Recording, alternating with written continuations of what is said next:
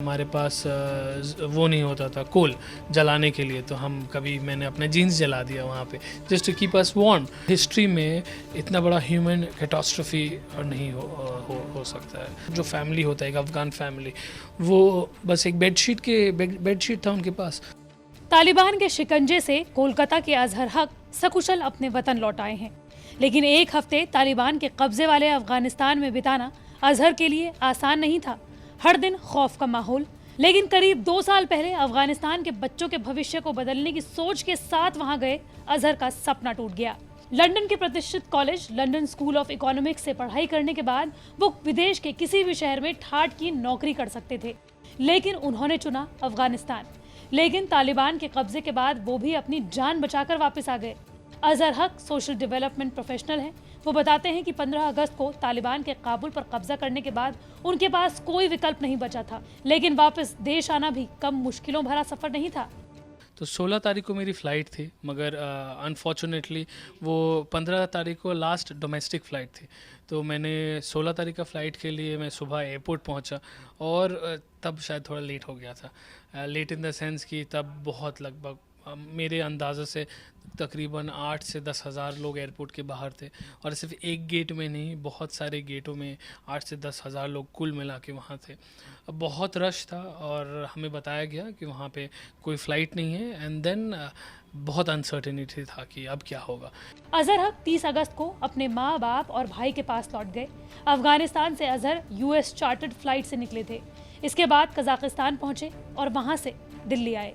अजहर बताते हैं कि वो बच्चों को शिक्षित करने के लिए अफगानिस्तान के छोटे छोटे गांवों में रहते थे, और जिस वक्त काबुल पर तालिबान ने कब्जा किया उस वक्त भी वो अफगानिस्तान के जलालाबाद में थे, जहां वो अपने एनजीओ के लिए एक फील्ड विजिट के लिए गए थे। लेकिन उन्हें जैसे ही अफगानिस्तान में बदलते राजनीतिक हालातों के बारे में जानकारी मिली, वो तुरंत काबुल लौट आए और घर आने की तमाम कोशिशों में जुट गए। अजहर बताते हैं कि अफगानिस्तान के बच्चों को शिक्षित करने का प्रोजेक्ट उनके बच्चे जैसा था, लेकिन इस कब्जे के बाद सब खत्म हो गया। मैं कंपाउंड के ज़िंदगी में मैं नहीं जीता था। मैं गांव में वहाँ पे रहता था 3-4 महीना। बामियान में रहा, एक स्टेट है वहाँ, फिर 8-9 महीना एक डाइकुंडी बोल के एक जगह है, वहाँ रहा। तो वहाँ के लोगों के साथ रह के मैं भी थोड़ा बहुत उनके लिए बहुत जो हम लोग प्रोजेक्ट करते थे, जो एजुकेशन के ऊपर प्रोजेक्ट करते थे, it was like just baby for me, कि मैं उसको नर्चर कर रहा हूँ, उसको प्लानिंग कर रहा हूँ, उसके वो आगे बढ़ रहा है। उसके बाद एक दिन सब सपना टूट जाना। साथ ही वो बताते हैं कि तालिबान के शासन के बाद सबसे ज्यादा हालात महिलाओं के खराब हो गए हैं। जो महिलाएं पिछले 20 साल से पढ़ाई कर रही थी, बच्चों को पढ़ा रही थी, कॉलेजेस में पढ़ रही थी, कॉलेजेस में पढ़ा रही थी, उनकी 20 साल की मेहनत खत्म हो गई है।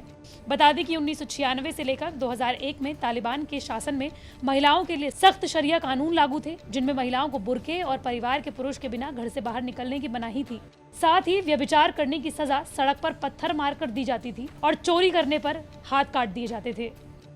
वहाँ पे जो the female teachers, the female colleagues which I had, they had a big like, वो 20 साल से जो भी पढ़ाई किए हैं, या फिर एजुकेशन में जो अब वो तालीम, they got it. So it was very difficult for me to see that, कि कहीं ना कहीं एक छोटा सा गिल्ट भी था, कि कहीं ना कहीं गिल्ट भी था कि मैं किन को छोड़ के जा रहा हूँ।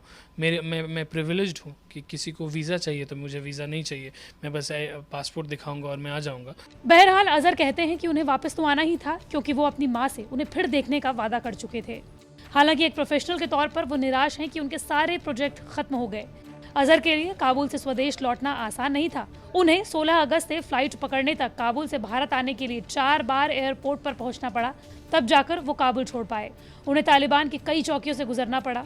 हालांकि सोशल डेवलपमेंट सेक्टर में रहने के चलते ऐसी स्थितियों का वो पहले भी सामना कर चुके हैं, इसलिए उन्हें डर नहीं लगा। अजहर बताते हैं कि 16 अगस्त को उनके मुताबिक 8 से 10 हज़ार लोग एयरपोर्ट पर थे, लेकिन बाद में जब वो यूएन के काफिले की मदद से कई दिन बाद एयरपोर्ट पहुंचे तो वहां करीबन 40 से 50 हज़ार लोग मौजूद थे।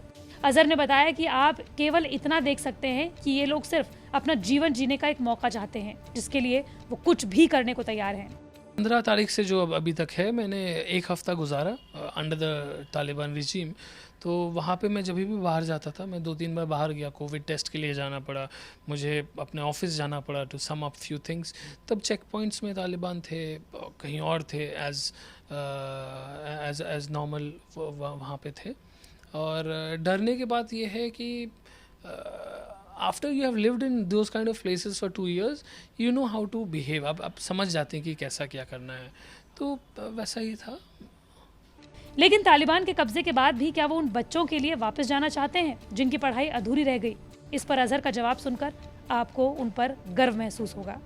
मैं वापस इसलिए आया कि एक पर्सनल सिक्योरिटी इशू था कि और सबसे बड़ा पर्सनल सिक्योरिटी इशू जो मैं ये कहना चाहता हूँ कि एक अनसर्टेनिटी है, क्या होगा नहीं होगा। अगर ये कुछ स्टेबल हो जाता है कि हाँ these are the things allowed, these are the things not allowed, उसके बाद अगर मौका मिला इंशाल्लाह मैं फिर जाना चाहता हूँ।